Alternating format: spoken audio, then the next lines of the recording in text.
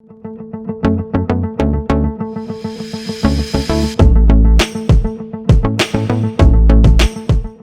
Dear friends and students, वैसे तो आपने थंबनेल देख ही लिया और आप समझ चुके हैं कि आज हम क्या डिस्कस करने वाले हैं। जी हाँ, आज हम आपके टर्म 1 में जो एग्ज़ाम आपका होने वाला है उसके अंदर जितने भी पिक्चर बेस्ड क्वेश्चंस हैं उनको हम इस सीरीज़ में डिस्कस करेंगे। और आज के इस लेक्चर में हम बेसिकली डिस्कस करेंगे आपकी समकालीन विश्व राजनीति में जो चैप्टर्स आ रहे हैं उनके अंदर जो बेसिक फिगर्स है जहां से आपके ज़्यादा से ज़्यादा क्वेश्चन आ सकते हैं उनको हम आज डिस्कस करने वाले हैं। और अगर आप इस चैनल पे नए हैं तो प्लीज़ चैनल को लाइक करें, सपोर्ट करें और अपने फ्रेंड्स एंड फैमिली के साथ शेयर करना बिल्कुल भी ना भूलें। और जितना भी डाटा हम डेवलप करते हैं, जिससे हम पढ़ाते हैं, उन सभी के लिंक्स जो हैं वो आपको हमारे टेलीग्राम चैनल पर मिल जाएंगे। टेलीग्राम चैनल का जो नाम है वो आपके सामने यहाँ पर मेंशन है। और लेटेस्ट डेटा को डाउनलोड करने के लिए, चाहे वो पीडीएफ फॉर्म में है, डॉक फॉर्म में है, या आपका गूगल टेस्ट फॉर्म है, या फिर वो है कोई यूट्यूब का लिंक, तो इन सभी को डाउनलोड करने के लिए आप हमारा जो टेलीग्राम चैनल है उसे सब्सक्राइब करें। इसका जो लिंक है वो आपको नीचे डिस्क्रिप्शन में भी मिल जाएगा और ऊपर आई बटन में भी इसका लिंक जो है वो आपको प्रोवाइड कर दिया जाएगा। जैसा कि अभी आपको पता है कि हमारी टेस्ट सीरीज़ जो है वो भी चल रही है, जिसमें अभी तक हमने 2 चैप्टर्स के जितने भी एमसीक्यू फॉर्मेशन हैं उन सभी क्वेश्चंस को वहाँ पर डिस्कस कर लिया है। इसका लिंक भी आपको नीचे जो है वो टेलीग्राम चैनल के थ्रू मिल जाएगा, तो आप वहाँ से भी इन टेस्ट को कर सकते हैं। यहाँ पर आपके जितने भी 1 मार्क्स और 2 मार्क्स के क्वेश्चन हैं वो क्लियर हो जाएंगे। और अगर ये डाटा आप तक डॉक्यूमेंट फॉर्म में पहुँचा है या पीडीएफ फॉर्म में पहुँचा है तो यहाँ पर आपको नीचे जो लिंक दिख रहा है इस लिंक पर क्लिक कर आप डायरेक्टली इस वीडियो को भी देख सकते हैं। तो चलिए without wasting any more time शुरू करते हैं हम अपने आज की क्लास मेरे यानी लेक्चरर उदय कुमार के साथ।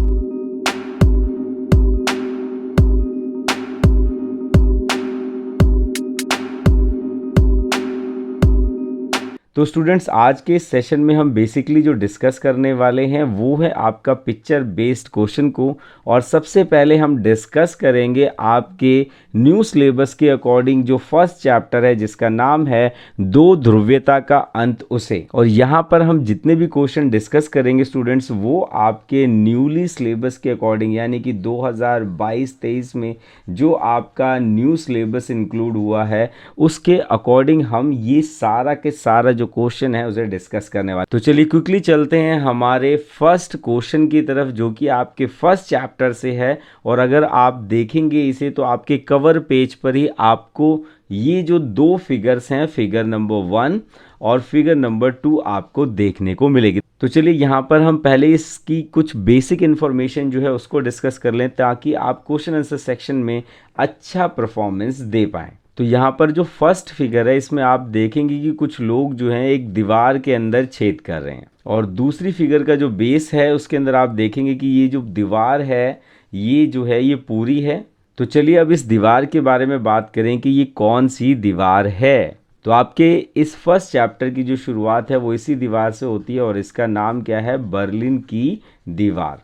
तो अब ये दीवार क्यों इम्पॉर्टेंट है सबसे पहले हमें ये समझना है। अगर इस दीवार की बात करूं स्टूडेंट्स तो जैसा कि हमें पता है कि कोल्ड वॉर ईरा के अंदर जो 2 मेजर पावर्स थी, एक कौन सी थी, यूएसए शाबाश, और दूसरी थी यूएसएसआर। तो शाबाश, आपको इन दोनों के बारे में पता है। और ये दोनों ही जो हैं ये क्या कर रही थी, यूरोप के देशों को अपने काबू में करने की कोशिश कर रही थी। कौन से देशों को, यूरोप के जो देश थे उन्हें अपने पाले में डालने के लिए या अपने दल में डालने के लिए क्या कर रही थी, ये हमेशा कोशिश कर रही थी। और यूरोप के देशों में से ही एक देश जो है उसका नाम क्या है, जर्मनी। तो जर्मनी के अंदर ही ये दीवार बनाई गई थी बर्लिन शहर के अंदर, इसलिए इसका नाम क्या रखा गया, बर्लिन की दीवार। और ये मूल रूप से अगर मैं बात करूं बर्लिन की तो ये बर्लिन को, ये जो दीवार है इस तरीके से 2 हिस्सों में बांटती थी तो ये जो पश्चिमी वाला हिस्सा था ये किसके कंट्रोल में था, यूएसए के कंट्रोल में था, और ये जो पूर्वी वाला हिस्सा है ये यूएसएसआर के कंट्रोल में था। तो हम सामान्य शब्दों में क्या कह सकते हैं कि ये जो वॉल है ये पूर्वी बर्लिन और पश्चिमी बर्लिन को अलग करती थी। तो जैसा कि हमें पहले से ही पता है कि यूएसए जो है ये है कैपिटलिस्ट, यानी कि ये जो विचारधारा को फॉलो करता है वो क्या कहलाती है, पूंजीपति विचारधारा। और यूएसएसआर की बात करें तो ये साम्यवाद या समाजवाद की बात करता है। तो ये एक तरीके से हम क्या कह सकते हैं कि ये दोनों विचारधाराओं को अलग करता था। और अगर मैं इस दीवार की बात करूं तो ये दीवार जो है ये कोल्ड वॉर यानी कि शीत युद्ध के सबसे बड़े प्रतीक के रूप में जानी जाती है। किसके रूप में जानी जाती है, सबसे बड़े प्रतीक के रूप में जानी जाती है। तो आई होप अब आप इसकी जो बेसिक इन्फॉर्मेशन है उसको अच्छे से समझ गए होंगे।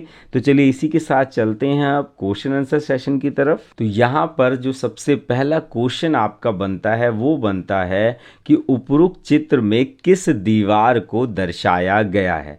और आपके सामने ऑप्शंस हैं बर्लिन की दीवार, एशिया की दीवार, चीन की दीवार और उपरोक्त में से कोई नहीं। तो हमने पहले ही डिस्कस कर लिया है, तो अब आप इसका आंसर जो है वो बहुत इजीली दे सकते हैं। इसका राइट आंसर है बच्चा बर्लिन की दीवार। इसी के साथ चलते हैं दूसरे क्वेश्चन की तरफ। दूसरा क्वेश्चन है कि बर्लिन की जो फिजिकल लोकेशन है, जो जोग्राफिकल लोकेशन है, जो भूगोलिक स्थिति है वो कहाँ पर है। तो जैसा कि अभी मैंने आपको पहले भी बताया, लेकिन पहले हम ऑप्शंस देख लेते हैं। यहाँ पर हमारे सामने ऑप्शंस हैं अमेरिका, जापान, जर्मनी और सोवियत संघ। तो जल्दी से आप कमेंट बॉक्स में कमेंट करके बताइए इसका राइट आंसर क्या है, जब तक मैं आपको आंसर बता देता हूँ। यहाँ पर आपका राइट आंसर है ऑप्शन सी यानी कि जर्मनी। अब इससे रिलेटेड बहुत सारे क्वेश्चंस जो हैं वो बनते हैं, क्योंकि अगर मैं पिक्चर बेस क्वेश्चन की बात करूं तो इस चैप्टर में खाली यही पिक्चर है जिसके ऊपर क्वेश्चन बन सकता है। तो चलिए क्विकली चलते हैं नेक्स्ट क्वेश्चन की तरफ जो कि इसी फिगर से है। और ये वाला जो क्वेश्चन है बेटा ये विकल्प आधारित है, यानी कि यहाँ पर आपको दो ऑप्शंस दिए जाएंगे और उन दो ऑप्शन में से आपको फिर जो है वो सही विकल्प को चुनना है। तो चलिए क्विकली देख लेते हैं क्वेश्चन क्या है। क्वेश्चन है उपरोक्त दीवार किसका प्रतीक थी। और आपके सामने जो ऑप्शंस हैं, सबसे पहला है पूंजीवादी दुनिया और साम्यवादी दुनिया के बीच विभाजन का प्रतीक थी, और दूसरा है गृह युद्ध का प्रतीक। तो जैसा कि हमने अभी पीछे डिस्कस किया कि जो पूंजीवादी दुनिया है उससे हमारा क्या मतलब है, यूएसए से, और जो साम्यवादी दुनिया है वो है यूएसएसआर। तो चलिए क्विकली अब इसके सही विकल्प जो हैं उसको देख लेते हैं कि इनमें से हमें कौन कौन से विकल्प जो हैं उसे यहाँ पर देखना है। तो सबसे पहले विकल्प के रूप में हम देख सकते हैं कि 1 और 2 जो हैं वो दोनों सही हैं। दूसरा हमारा ऑप्शन है कि केवल 2 सही है। तीसरा हमारा ऑप्शन है कि केवल 1 सही है, और लास्ट हमारा ऑप्शन है उपरोक्त में से कोई भी सही नहीं है। तो यहाँ पर हमारा राइट आंसर होगा बच्चों कि केवल 1 जो है वो ही यहाँ पर हमारा सही आंसर है। तो आई होप अब आप इस क्वेश्चन को भी बहुत अच्छे से समझ गए होंगे। तो चलिए इसी के साथ कुछ और क्वेश्चंस भी हैं जो कि इसी फिगर से बनते हैं, उन्हें भी क्विकली देख लेते हैं। हमारा नेक्स्ट क्वेश्चन है निम्न में से कौन सा कथन बर्लिन की दीवार से संबंधित नहीं है। और आपके सामने जो ऑप्शंस हैं कि बर्लिन की दीवार को 1961 में बनाया गया जो कि पश्चिमी बर्लिन और पूर्वी बर्लिन को अलग करती थी। तो ये हमारा बिल्कुल सही आंसर है। 150 किलोमीटर से भी ज़्यादा लंबी ये दीवार थी, तो ये भी हमारा जो है वो सही ऑप्शन है। और लगभग 28 वर्षों तक जो है वो ये दीवार खड़ी रही थी, तो ये भी हमारा राइट आंसर है। अब यहाँ पर जो लास्ट पॉइंट है कि इसे 9 जनवरी 1989 को तोड़ दिया गया, तो ये जो है वो हमारा रॉन्ग आंसर है, क्योंकि ये कब तोड़ी गई थी, 9 नवंबर 1989 को जो जर्मनी की आम जनता थी, कौन सी जनता, जर्मनी की जो आम जनता थी उसके द्वारा इस दीवार को गिराया गया था। तो ये वाला जो है वो हमारा सीक्वेंस में तो रॉन्ग आंसर है, लेकिन अगर मैं राइट आंसर की बात करूं तो यही हमारा राइट आंसर होगा, क्योंकि ये जो पॉइंट है ये बर्लिन की दीवार से संबंधित नहीं है। तो आई होप अब आप इस क्वेश्चन को भी अच्छे से समझ गए होंगे। तो चलिए इसी के साथ चलते हैं इस फिगर से जो लास्ट क्वेश्चन है जो हम डिस्कस कर सकते हैं उसकी तरफ। और यहाँ पर क्वेश्चन है बर्लिन की दीवार को कब गिराया गया। तो वैसे तो मैंने आपको यहाँ पर आंसर ऑलरेडी बता दिया है, तो आपको आंसर पता ही होगा, लेकिन फिर भी हम एक बार जो ऑप्शंस हैं उसको ज़रूर देख लेते हैं। 19 अगस्त 1986, 5 मार्च 1984, 9 नवंबर 1989 और 26 जनवरी 1950। तो यहाँ पर स्टूडेंट्स जो आपका राइट आंसर है वो है ऑप्शन सी, यानी कि 9 नवंबर 89 को ही ये जो बर्लिन की दीवार है इसे जर्मनी की आम जनता द्वारा गिरा दिया गया। और तभी से माना जाता है कि ये जो विश्व है वो एक ध्रुवीय होने लगा था। क्या होने लगा था? एक ध्रुवीय होने लगा था। यहाँ पर कुछ और पॉइंट्स भी हैं जिन्हें आप रिमेंबर रख सकते हैं, जैसे कि अगर क्वेश्चन आता है कि सोवियत संघ के विघटन की शुरुआत कब से मानी जाती है। किसकी? सोवियत संघ के विघटन की शुरुआत कब से मानी जाती है?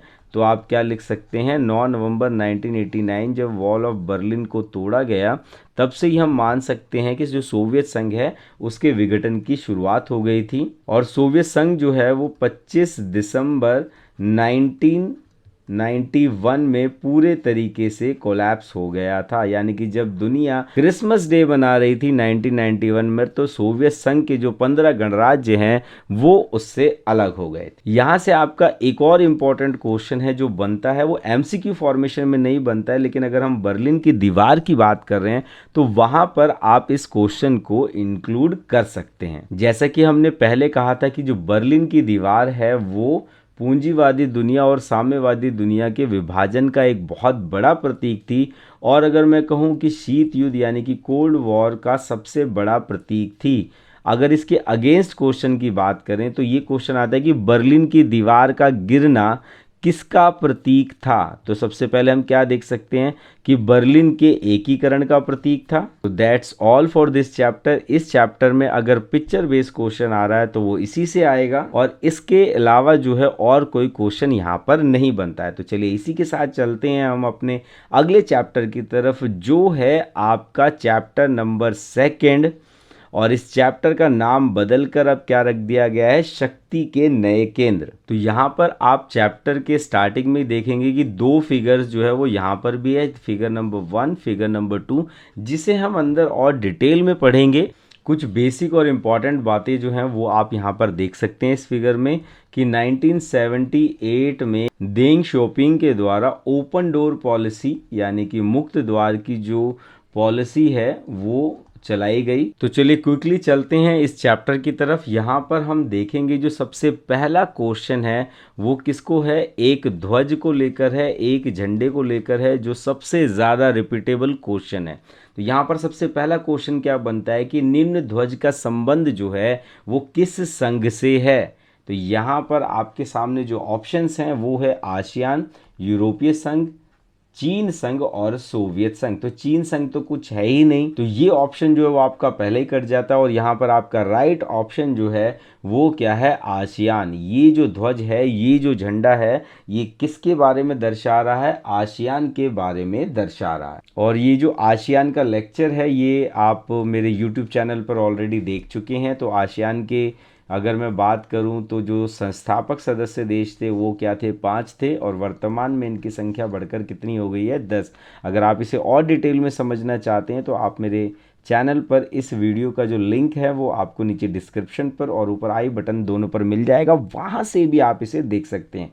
यहाँ से हमारा नेक्स्ट क्वेश्चन जो बढ़ता है वो बनता है कि इस प्रतीक चिन्ह यानी कि इस झंडे में धान की 10 बालियाँ किसका प्रतीक है? तो कई बार क्वेश्चन ये भी आ जाता है कि इसके अंदर जो बालियां हैं वो कौन सी है? तो वो कौन सी है? वो धान की है। चलिए क्विकली देख लेते हैं अब ऑप्शंस को। यहाँ पर ऑप्शंस हैं सबका साथ सबका विकास। तो ये तो ऑप्शन नहीं हो सकता। क्यों नहीं हो सकता?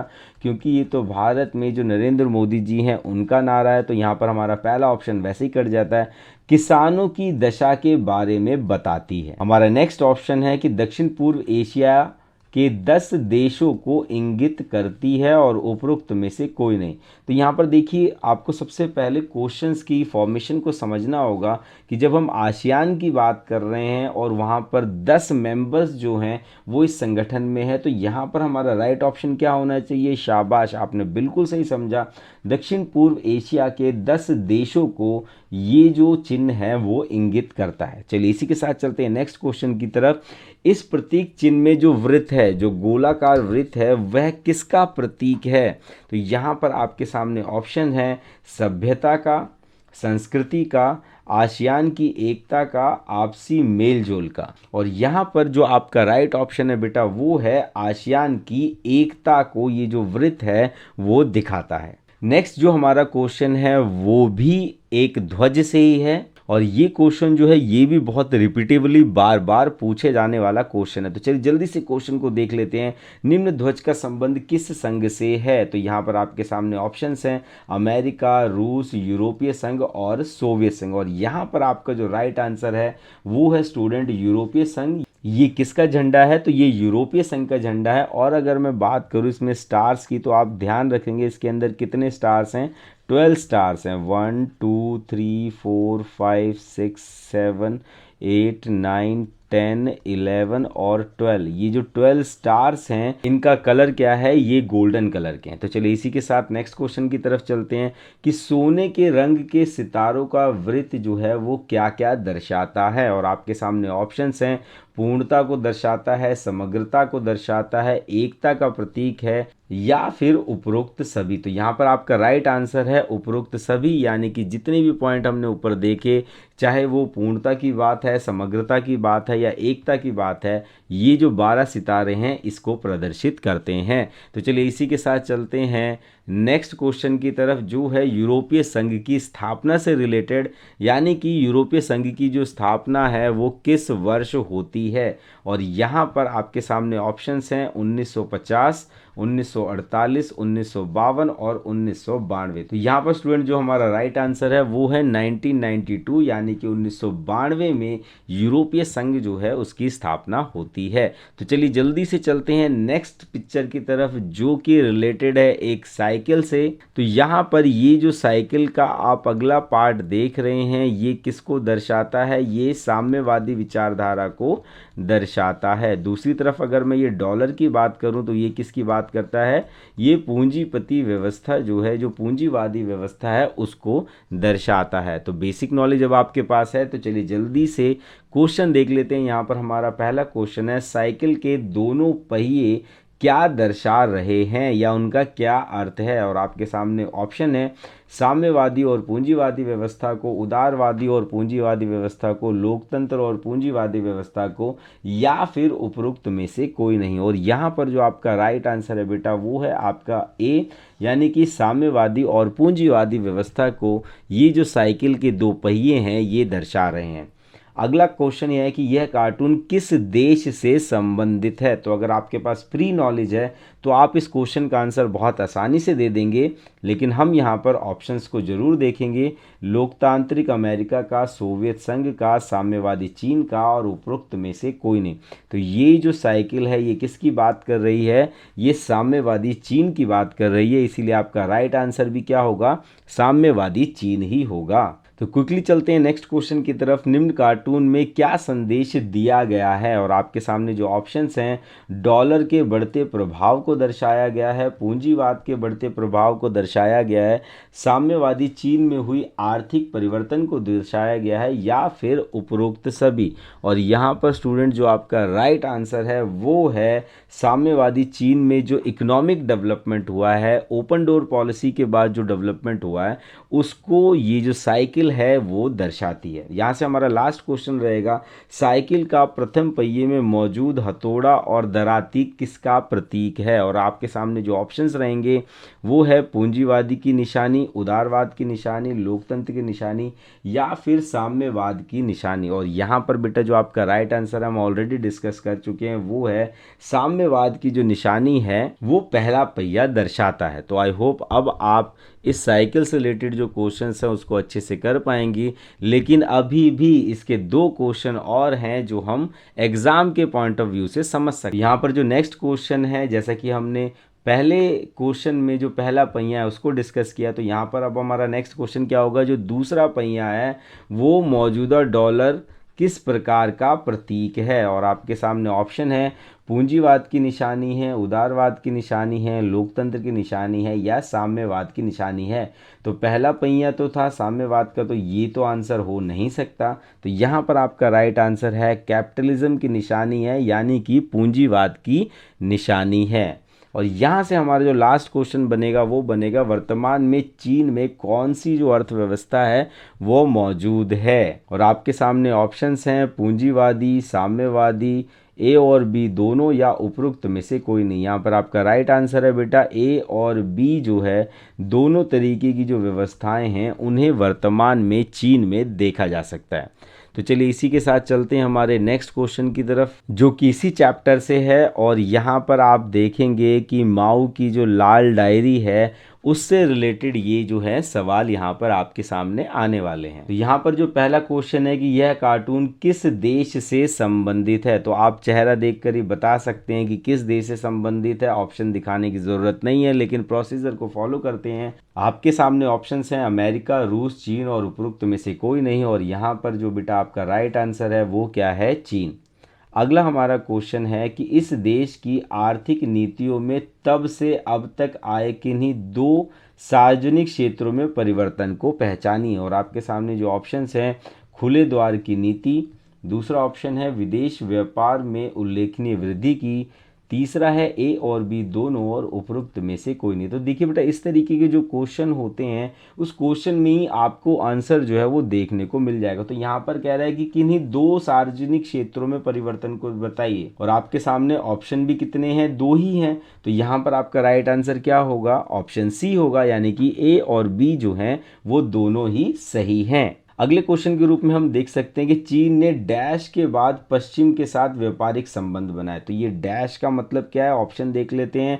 1950 के दशक के बाद बनाए, 1960 के दशक के बाद बताए, 1970 के दशक के बाद बनाए या फिर 1980 के दशक के बाद बनाए। और यहाँ पर आपका राइट आंसर है 1970 के बाद जो चीन है उसने अपने आप को खोला, जिसे हम ओपन डोर पॉलिसी के नाम से भी जानते हैं। और उसके बाद ही उसने पश्चिम के साथ क्या बनाए, अपने व्यापारिक संबंध बनाए। उससे पहले की बात करूँ तो चीन जो था वो क्या करता था, वो सेल्फ सेंटर्ड था, यानी कि वो अपने ही देश में सब कुछ बनाता था, अपने ही देश में बेचता था और अपने ही देश में मुनाफा कमाता था। जो बाहर की एंट्री थी, जो बैकडोर एंट्री थी, वो बिल्कुल भी नहीं थी। तो चलिए इसी के साथ चलते हैं नेक्स्ट क्वेश्चन को, जो कि इसी से रिलेटेड है। यहाँ पर नेक्स्ट क्वेश्चन है, चीन ने 1982 में कृषि का निजीकरण किया, निम्न में से कौन सा कथन इससे संबंधित नहीं है। और आपके सामने ऑप्शंस हैं, सबसे पहला ग्रामीण अर्थव्यवस्था में तेजी से सुधार आया, छोटे छोटे बैंक खोले गए, इससे किसानों की निजी बचत का परिणाम बढ़ा, और लास्ट ऑप्शन है चीन ने विदेशी निवेशकों को अपनी तरफ आकर्षित करने में असफल रहा। और यही आपका राइट आंसर भी है। तो इस चैप्टर से बेटा जो पिक्चर बेस और कार्टून बेस क्वेश्चन है वो इतने ही है, इससे ज़्यादा नहीं है। तो आज की क्लास में बस इतना ही। मिलते हैं आपसे नेक्स्ट क्लास में, जहाँ पर हम इस सीरीज़ को जारी रखेंगे और वहाँ पर हम डिस्कस करेंगे चैप्टर 3 को और चैप्टर 4 को। तो तब तक के लिए जय भीम, जय भारत।